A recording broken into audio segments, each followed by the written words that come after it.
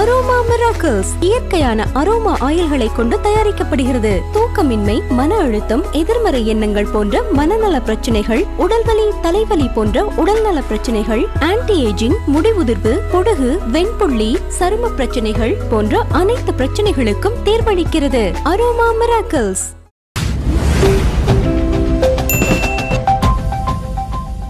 மனுஷனா பிறக்கிறதே பெரிய விஷயம். அதுலயும் நம்ம தாய் நாடான தமிழ்நாட்டில் பிறக்கிறது மிகப்பெரிய வரம். அப்படி நம்ம தமிழ்நாட்டில் பிறக்கிற குழந்தைகளை வரவேற்கும் திட்டம் தான் தாய் மாமன் தங்க மோதிரம் திட்டம். தமிழ்நாட்டில் பிறக்கும் ஒவ்வொரு குழந்தைக்கும் அரசாங்கத்தின் ஆசீர்வாதமாக ஒரு தங்க மோதிரம் வழங்கப்படும். விஜய் அவர்கள் இந்த தேர்தல் வாக்குறுதிகளை கொடுத்திருக்காரு சார். முதல்ல எப்படி பாக்குறீங்க இந்த வாக்குறுதிகளை?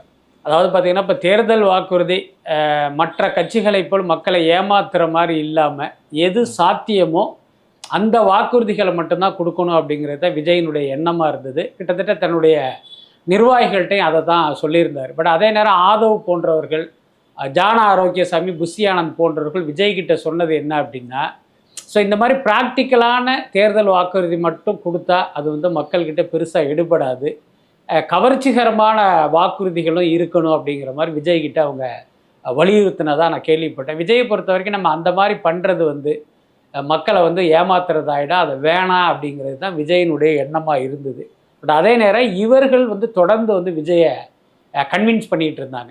மகளிர் தின விழாவில் விஜய் சொன்ன அந்த வாக்குறுதிகள்லாம் பார்க்கும்போது ஒருவேளை அந்த நிர்வாகிகளுடைய பேச்சில் இவர் கன்வின்ஸ் ஆகிட்டாரோ அப்படின்னு தான் எனக்கு தோணுது. ஏன்னா பொதுவாகவே அவர் மகளிர் உதவித்தொகை 1000 கொடுத்தா எடப்பாடி 2000 தர்றேங்கிறார். இவர் அதுக்கு மேலே ஒரு 500 சேர்த்து 2500ங்கிறதெல்லாம் பார்க்கும்போது அந்த பெண்கள் வாக்குகளை சிந்தாமல் சிதறாமல் நம்ம பக்கம் கொண்டு வரணும் அப்படிங்கிற அந்த தேர்தல் நோக்கமும் அதுக்குள்ளார இருக்கிறத புரிஞ்சிக்க முடியுது. ஸோ கிட்டத்தட்ட ஒரு வழக்கமான அரசியல்வாதிகள் கொடுக்குற வாக்குறுதிகள் மாதிரி தான் விஜயினுடைய வாக்குறுதிகளும் இருக்கிறதா நான் பார்க்குறேன். அதுக்கப்புறம் பிறக்கிற எல்லா குழந்தைக்கும் நான் தங்க மோதிரங்கிற மாதிரி ஒரு விஷயத்த சொல்கிறாரு. அதுலேயே கூட பெரிய கிளாரிட்டி இருக்கிறதா எனக்கு தெரியல. இப்போ பிறக்கிற எல்லா குழந்தைக்கும் அப்படின்னா அரசு மருத்துவமனையில் மட்டும் பிறக்கிற குழந்தைகளுக்கா இல்லை அப்போலோவில் பிறக்கிற குழந்தைகளுக்கும் இவங்க அந்த மாதிரி தங்க மோதிரம் தருவாரா அப்படிங்கிற ஒரு கேள்வி எழுது. இப்போ அரசு மருத்துவமனையில் பிறந்த குழந்தைகளுக்கு மோதிரம் கொடுப்பதை நம்ம வரவேற்கலாம். ஆனால் அப்போலோவில் பிறக்கிற குழந்தைக்கு நீங்கள் கொடுத்தீங்க அப்படின்னா அரசு பணத்தை நீங்கள் விரயம் பண்ணுறதா அர்த்தமாகிடும். அதனால் இது குறித்தெல்லாம் இன்னும் ஒரு கிளாரிட்டி இருந்தால் நல்லா இருக்கும் அப்படின்னு தான் நான் நினைக்கிறேன். அந்த அண்ணன் சீர்திட்டம் சொல்லிட்டு இந்த தாலிக்கு தங்கம் கொடுக்குறாங்க. இதெல்லாம் ஏற்கனவே அதிமுக ஆட்சியில் இருந்தது தான்.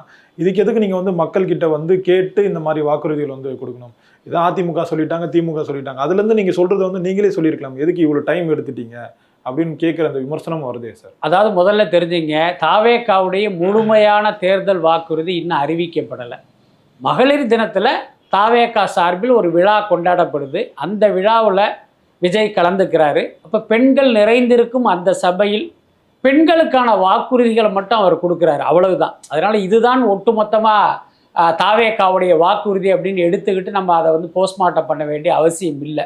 பட் அதே நேரம் நீங்கள் சொன்ன மாதிரி இவர் அறிவித்த அந்த அண்ணன் சீர் அப்படிங்கிறதெல்லாம் கடந்த காலத்தில் இங்கு நடைமுறையில் இருக்கிற ஒன்று தான். நீங்கள் சொன்ன மாதிரி ஜெயலலிதா ஆட்சி காலத்திலே அதெல்லாம் இருக்குது. பட் அதே நேரம் நடைமுறையில் அது எந்த அளவுக்கு பார்த்தீங்கன்னா சாத்தியமாக இருக்குங்கிறதை நம்ம கவனிக்கணும். இப்போ தாலிக்கு தங்கம்ங்கிற அந்த கான்செப்டே எடுத்துக்கிட்டாலும் அந்த தாலிக்கு தங்கம் திட்டத்தில் ஒரு ஏழை பெண் அந்த தங்கத்தை வாங்கணும் அப்படின்னா அதுக்கு எவ்வளவு லஞ்சம் கொடுக்கணும் அப்படிங்கிறதெல்லாம் நம்ம எல்லாருக்கும் தெரிந்த விஷயம்தான்.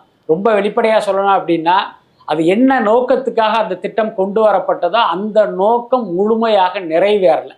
அதுதான் முக்கியமான விஷயம். அதுக்கப்புறம் இது அந்த கட்சியினுடைய தேர்தல் வாக்குறுதி மாதிரி இருக்குது, இது அந்த மாநிலத்தில் இவர் அறிவித்த இது மாதிரி இருக்குன்னு நான் சொல்கிறது இருக்குல்ல, அதை ஒரு பெரிய அறிவுபூர்வமான விமர்சனமாக என்னால் எடுத்துக்க முடியல. ஏன்னா பொதுவாகவே இந்த அரசியல் கட்சியினுடைய தேர்தல் வாக்குறுதி அப்படிங்கிறது ஒரு இன்னோவேட்டிவாக இருப்பதற்கு ரொம்ப ரொம்ப வாய்ப்பு குறைவு. ஒரு மாநிலத்தில் ஒரு அரசு செய்த ஒரு விஷயத்தை பார்த்திங்கன்னா இன்னொரு மாநிலத்தில் இருக்கிற அரசு அதை அடாப்ட் பண்ணி கொஞ்சம் மாடிஃபை பண்ணி பார்த்திங்கன்னா அந்த மாநிலத்தில் அவங்க இம்ப்ளிமெண்ட் பண்ணுவாங்க. இப்போ உதாரணத்துக்கு தமிழ்நாட்டில் அந்த மகளிர் உரிமை தொகை கொடுத்தாங்க. கவனிச்சிங்க அப்படின்னா பஞ்சாபில் ஆம் ஆத்மி அரசு அதை கையில் எடுத்திருக்காங்க. அதுக்கப்புறம் பார்த்தீங்கன்னா பீகார் தேர்தலில் நிதிஷ்குமார் 10,000 கொடுத்தாரு.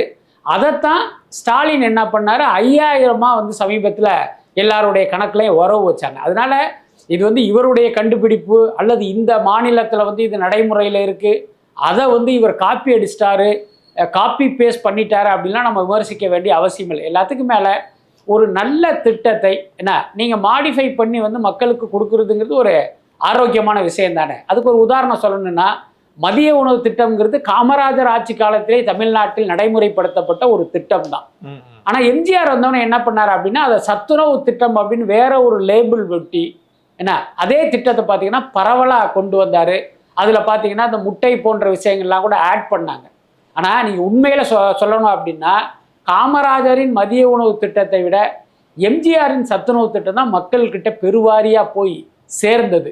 அதனால இவர் காமராஜரை காப்பி அடிச்சிட்டார் அப்படின்லாம் சொல்ல முடியாது. காமராஜருடைய திட்டம் தான் அதை பெருவாரியான மக்களிடம் கொண்டு போய் சேர்த்தது எம்ஜிஆர். ஸோ அந்த மாதிரி இன்றைக்கு பல்வேறு கட்சிகளின் பல்வேறு மாநில அரசுகளின் திட்டங்களை விஜய் காப்பி அடித்தாலும் என்ன நோக்கத்துக்காக அதை அறிவிக்கிறார்களோ அதன்படி அது மக்கள்கிட்ட வந்து போய் சேருதா இல்லையா அப்படிங்கிறத நம்ம முக்கியமாக பார்க்கணும். இல்லை சார், அதை காப்பி அடிக்கிறதுன்றதை விட இப்போ கொள்கைன்னு ஒன்று அனௌன்ஸ்மெண்ட் பண்ணாங்க. அப்போ வந்து திமுகலேருந்து சில கொள்கைகள் எடுத்துட்டாங்க, அப்புறம் தமிழ் தேசியத்துலேருந்து சில கொள்கைகளை வந்து எடுத்துட்டாங்க. இப்போ திட்டங்களும் வந்து அந்த மாதிரி இருக்குது. ஸோ விஜய் வந்து சுயமாக வந்து எதுவும் சிந்திக்க மாட்டார் அப்படின்னு சொல்லி கேட்குறாங்களே சார். அந்த கேள்வி வந்து ஓரளவு நியாயம்தான். ஏன்னா நீங்கள் அரசியலுக்கு வந்துருக்கீங்க, நீங்கள் என்ன நோக்கத்துக்கு அரசியலுக்கு வந்தீங்களோ தெரியாது. ஆனால் மக்கள் உங்களை எப்படி பார்க்குறாங்கன்னா, திமுக அதிமுகவுக்கு மாற்றாக தான் உங்களை பார்க்குறாங்க. அப்போ நீங்கள் என்ன பண்ணணும்னா, ஒரு மாற்று அரசியலை வந்து முன் வைக்கணும். அதுதான் சரியான விஷயம். நீங்கள் திமுகவில் கொஞ்சம் அதிமுகவில் கொஞ்சம் எடுத்துக்கிட்டீங்க அப்படின்னா அப்புறம் தாவேக்கா எதற்கு? ஏன்னா திமுகவையும் அதிமுகவையும் மக்கள் வந்து மாறி மாறி ஆட்சியில் உட்கார வச்சுட்டு போயிடுவாங்களே. இவர்கள் செய்வதில் நமக்கு உடன்பாடு இல்லை, இவர்கள் ஒரு தவறான அரசியலை கையில் எடுக்கிறாங்கிறதுனால தான் மாற்று அரசியலை மக்கள் விரும்புகிறாங்க. அதாவது விஜய் ரசிகர்கள் விஜயின் அரசியலை ஆதரிப்பதற்கு காரணம், நம்ம சினிமாவில் பார்த்து வியந்த ஒரு நடிகர், நம்ம தளபதியாக கொண்டாடுற ஒருத்தர் அரசியலுக்கு வர்றாரு, அவர் பின்னால் அணிதிரளணும் அப்படிங்கிறது அவர்களுடைய நோக்கம். அதன்படி அந்த கூட்டம் வந்து அவர் பின்னால் போகுது. ஆனால் விஜயினுடைய ரசிகராக இல்லாமல் அல்லது விஜய் வந்து ஜஸ்ட் லைக் தட் சினிமாவில் மட்டும் ரசித்த ஒரு கூட்டம் இருக்குது. அதுக்கு மேலே அவர் தளபதினோ ஒரு பெரிய நடிகர்னோ கொண்டாடாமல் ஒரு நடிகராக மட்டுமே தூரத்தில் இருந்து பார்த்து ரசித்த ஒரு நடுநிலையாளர்கள் கூட்டம்னு ஒன்று இருக்குது. அவர்களும் கூட இந்த தேர்தலில் விஜய்க்கு வாக்களிக்க தயாராக இருக்கிறத நம்ம பார்க்குறோம். அவர்கள் உங்களை கொண்டாடுவதற்கு காரணம் என்னன்னா, நீங்கள் அதை அரசியலில் புதுசாக செய்வீங்க அப்படிங்கிற ஒரு எண்ணமும் எதிர்பார்ப்பும் தானே. அதுக்கு மாறா வந்து நீங்கள் இந்த மாதிரியான ஒரு விஷயங்களை கையில் எடுக்கிறதுங்கிறது உங்கள் அரசியலுக்கு ஒரு சரியான விஷயம் இல்லைன்னு தான் நினைக்கிறேன். புரியுது சார். இப்போ அதே மாதிரி இந்த பெண்கள் பாதுகாப்புக்காக நிறைய விஷயங்கள் வந்து சொல்லியிருந்தார் சார். இப்போ இந்த வேலு நாச்சியார் படை, அஞ்சலி அம்மாள் இந்த நீதிமன்றம், இதெல்லாம் வந்து மக்கள்கிட்ட போய் ரொம்பவே பெரிய அளவில் வந்து ஒரு ரீச் ஆயிருக்கு சார். இதனால வந்து எதிர்கட்சிகளே ஒரு சில பயத்தில் இருக்கிறதா வந்து சொல்கிறாங்களே சார். அதாவது பெண்கள் பாதுகாப்புங்கிறது இன்னைக்கு வந்து ரொம்ப ரொம்ப முக்கியமாகவும் அவசியமானதாகவும் இருக்குது. ஏன்னா ஒரு காலத்தில் பார்த்தீங்கன்னா பெண்கள் வந்து வீட்டுக்குள் முடக்கி வைக்கப்பட்டார்கள். அன்னைக்கு வந்து பெண்களுடைய பாதுகாப்பு ஒரு பெரிய அச்சுறுத்தலாகவோ கேள்விக்குறியாகவோ இல்லை. ஏன்னா அவங்க ஒரு சேஃபான ஜோனில் இருந்தாங்க. ஆனால் இன்னைக்கு பெண்கள் பார்த்திங்கன்னா வெளி உலகத்தில் வந்து வாழ்ந்துக்கிட்டு இருக்காங்க. பணி நிமித்தமாக பார்த்திங்கன்னா பல்வேறு இடங்களுக்கு செல்ல வேண்டியது இருக்குது. இரவு பகல் பாராமல் ஒர்க் பண்ண வேண்டிய சூழலும் இன்றைக்கி இருக்குது. முக்கியமாக இந்த ஐடி துறை மிகப்பெரிய அளவில் வந்து வளர்ந்த பிறகு பெண்கள் வந்து நைட் ஷிஃப்ட் ஒர்க் பண்ணுறதெல்லாம் நம்ம பார்க்குறோம். அதெல்லாமல் பார்த்திங்கன்னா நடுராத்திரி 1 மணி 2 மணி 3 மணிக்கெல்லாம் வேலை முடிந்து பெண்கள் திரும்புறதெல்லாம் இன்றைக்கி சர்வசாதாரணமாக இருக்குது. அதன் காரணமாக பெண்களுடைய பாதுகாப்பும் இன்றைக்கி வந்து கேள்விக்குறியாக இருக்குது. அவர்களுடைய வாழ்க்கையை பார்த்திங்கன்னா ஒரு அச்சுறுத்தலுக்குள்ளாக்கி இருக்கிறதை நம்ம பார்க்குறோம். அப்போ பெண்களுடைய பாதுகாப்புங்கிறது ரொம்ப ரொம்ப முக்கியம். அதற்கு இன்றைக்கு காவல்துறையெல்லாம் உறுதுணையாக இருக்குது, ஒத்துழைப்பு கொடுக்குறாங்க, அதெல்லாம் மறுப்பதற்கு இல்லை. ஆனால் அதையும் மீறி பெண்கள் பார்த்திங்கன்னா பாலியல் ரீதியில் துன்புறுத்தப்படுவதும் பாலியல் வன்புணர்வு செய்யப்படுவதும் தொடர்ந்து நடந்துக்கிட்டு இருக்குது. இப்போ சமீபத்தில் நடந்த ஒரு சம்பவம் நம்ம எல்லாருக்குமே தெரியும். ஸோ அப்படி இருக்கும்போது பெண்களை பாதுகாப்பதற்கு ஒரு அரசு நிச்சயமாக தனி கவனம் செலுத்தணும். அப்போ திமுக அரசு செலுத்தலையா அப்படின்னு கேட்டால் கண்டிப்பாக செலுத்துகிறாங்க. ஆனால் விஜய் வந்து ஒரு கூடுதலாக ஒரு ப்ரோக்ராம் வச்சுருக்காரு. அதை வந்து நம்ம நிச்சயமாக பாராட்டணும். அதே நேரம் அது வெறும் தேர்தல் வாக்குறுதியாக மட்டும் இருந்துடக்கூடாது. ஏன்னா நமக்கு வந்து பெண்கள் பெருவாரியாக வந்து நமக்கு ஆதரவு தெரிவிக்கிறாங்க, அவர்களுடைய வாக்குகளை நம்ம வாங்கணுங்கிறதுனால ஒரு தேர்தல் வாக்குறுதியாக மட்டும் அதை சொல்லிட்டு ஜெயிச்சதுக்கு அப்புறம் அதை மறந்து போற நிலைமை இருக்கக்கூடாது. அதை ஒருவேளை அவர்கள் ஆட்சி அதிகாரத்துக்கு வந்தா அதை வந்து மிகச் சரியான அளவுல பார்த்தீங்கன்னா அதை அவங்க இம்ப்ளிமெண்ட் பண்ணணும். அது ரொம்ப ரொம்ப முக்கியமானது. அப்படி செய்தால் நிச்சயமாக பெண்கள் ஆதரவு வந்து விஜய்க்கு வந்து ஒரு பெரிய அளவில் பெருகுவதற்கு வாய்ப்பு இருக்கு. புரியுது சார். இப்போ இந்த பெண்களுக்கு வந்து இந்த இலவச பேருந்து பயணம் சொல்லியிருக்காங்க சார். இதெல்லாம் வந்து திமுக காலகட்டத்தில் வந்து இருந்தது இந்த திட்டங்கள்லாம். அது குறித்து சில விமர்சனங்களும் வந்தது. சில அமைச்சர்கள் பேசினது ஓசின்னு சொன்னதெல்லாம் வருது. இப்போ அதே திட்டத்தை தான் இவங்களும் வந்து பண்ணுறாங்க. இது குறித்து வந்து அருண்ராஜ் வந்து முன்னாடி விமர்சனம் பண்ணார். இப்போ அதே தானே சார் இவங்களும் பண்ணுறாங்க. அதாவது தாவேகா நிர்வாகியுடைய பேச்சுக்கெல்லாம் விஜய் வந்து பொறுப்பேற்க முடியாது. அதை முதல்ல நம்ம தெரிஞ்சுக்கணும். அவன் அன்றைக்கு தாவேகா பொதுச் செயலாளர்கள் ஒருவரான அருண்ராஜ் பேசும்போது விஜய் வந்து இப்படி ஒரு திட்டத்தை அறிவிப்பார்னே அவருக்கு தெரிஞ்சிருக்காது. அதனால பார்த்தீங்கன்னா வழக்கம் போல வந்து ஒரு ஆளுங்கட்சியை விமர்சிக்கிறதா நினைச்சு கூட அதை விமர்சிக்கலாம். துரதிர்ஷ்டவசமாக இன்றைக்கு அவர்களுடைய கட்சியே அதனுடைய நீட்சியாக இன்னொரு விஷயத்தை வந்து அறிவிக்கிறது அவருக்கு வந்து ஒரு சங்கடத்தை ஏற்படுத்தியிருக்கு. பட் அதே நேரம் நமக்கு ஒரு கேள்வி என்ன அப்படின்னா, நீங்கள் பெண்களுக்கு வந்து ஒரு இலவச திட்டங்களை வந்து நீங்கள் அறிவிக்கிறதுங்கிறது நல்லது தான். அதாவது அந்த மகளிர் விடியல் பயணத்தை இன்னும் வந்து எக்ஸ்டெண்ட் பண்ணுறாங்க. அதாவது வெறுமனே பிங்க் நிற பேருந்துகளில் மட்டும் இலவசம் இல்லை, எல்லா பேருந்துகளிலும் இலவசம் அப்படிங்கிற ஒரு விஷயத்தை எடுத்துகிட்டு வர்றாரு. அதுக்கு வந்து ஒரு காரணமும் இருக்குது. என்னென்னா, பெண்களுக்கு வந்து இலவச பயணம்னு சொல்லிட்டு அந்த இலவச பேருந்துகளுடைய எண்ணிக்கையை வந்து அப்படியே குறைச்சிட்டாங்க. அப்போ பெண்கள் வந்து இந்த பேருந்துக்காக பல மணி நேரம் வந்து பஸ் ஸ்டாப்பில் காத்திருக்கிற ஒரு சூழ்நிலை ஏற்படுது. இது பெரும்பாலும் பலருக்கும் தெரியாத உண்மை. ஸோ அதைத்தான் விஜய் அட்ரஸ் பண்ணி அப்படி ஒரு சூழல் இல்லாமல் எல்லா பேருந்திலும் நீங்கள் இலவசமாக போகலாம் அப்படிங்கிற ஒரு விஷயத்தை எடுத்துகிட்டு வர்றாரு. அதை நம்ம பாராட்டுறோம். பட் அதே நேரம் ப்ராக்டிக்கலான ஒரு விஷயத்தை நம்ம திங்க் பண்ணணும். நீங்கள் பேருந்துகளையும் இலவசமாக கொடுப்பீங்க, இன்னொரு பக்கம் பார்த்தீங்கன்னா நீங்கள் வந்து இது மாதிரி பெண்களுக்கு உதவித்தொகைங்கிற பேரில் பணத்தையும் அள்ளி கொடுப்பீங்க. அப்போ அரசுக்கு வருவாய் வந்தால் தானே நீங்கள் இப்படி செலவு பண்ண முடியும். ஒரு பக்கம் வருவாய் குறைவதற்கான திட்டங்களை அறிவிக்கிறீங்க, இன்னொரு பக்கம் அரசு பணத்தை மக்களுக்கு முக்கியமாக பெண்களுக்கு அள்ளி கொடுக்கும் திட்டத்தை வரவேற்கிறீங்க. அப்படின்னா உங்களுக்கான நிதி ஆதாரத்துக்கு என்ன திட்டம் வச்சுருக்கீங்க அதையும் வந்து நிச்சயமாக இவங்க மக்கள் மத்தியில் வந்து வெளிப்படையாக அறிவிக்கணும். அப்படி இல்லைன்னா இவரும் மக்களை ஏமாத்துறாரோ அப்படின்னு வந்து எண்ணுவதற்கு வாய்ப்பு இருக்குது. அதுக்கப்புறம் நீங்கள் கேட்ட மாதிரி இவங்க ஏற்கனவே சொன்னது தான் அதே தானே இவரும் சொல்கிறார் அப்படின்னா அதுக்கு காரணம் என்னென்னா, இந்த தேர்தலில் நாம் ஜெயிக்கணும் அப்படிங்கிற எண்ணம் வந்து எல்லா கட்சிகளும் இருக்குது. முக்கியமாக திமுக அதிமுகவுக்கு இருப்பது போலவே தாவேகாவுக்கும் இருக்குது. அப்போ இவர் கொடுத்ததை விட நம்ம அதிகம் கொடுக்கணும், அவர் அறிவித்ததை விட நம்ம அதிகமாக சலுகைகளை கொடுக்கணும் அப்படிங்கிற ஒரு ப்ரெஷர் காரணமாக தான் இந்த மாதிரியான அறிவிப்புகள் வர்றதா நினைக்கிறேன். இப்போ அதே மாதிரி வந்து திருச்சியில் வந்து ஒரு மண்டல மாநாடு வந்து நடக்க போகிறதா சொல்கிறாங்க. அந்த மாநாட்டில் வந்து இந்த தேர்தல் வாக்குறுதிகள் ஒட்டுமொத்தமாக சொல்கிறதா ஒரு தகவல் வருது சார். அது குறித்து நமக்கு தெரியாது. பட் எனக்கு தெரிந்து தேர்தல் அறிவிக்கப்பட்ட பிறகுதான் இந்த தேர்தல் அறிக்கை முழுமையாக வெளியிடப்படும் அப்படின்னு நான் நினைக்கிறேன். அதுக்கப்புறம் பொதுவாகவே ஒரு ஸ்ட்ராட்டஜி என்னன்னா, இப்போ அதிமுக இருக்குது அப்படின்னா திமுகவுடைய தேர்தல் அறிக்கை வர்ற வரைக்கும் அவங்க வெயிட் பண்ணுவாங்க.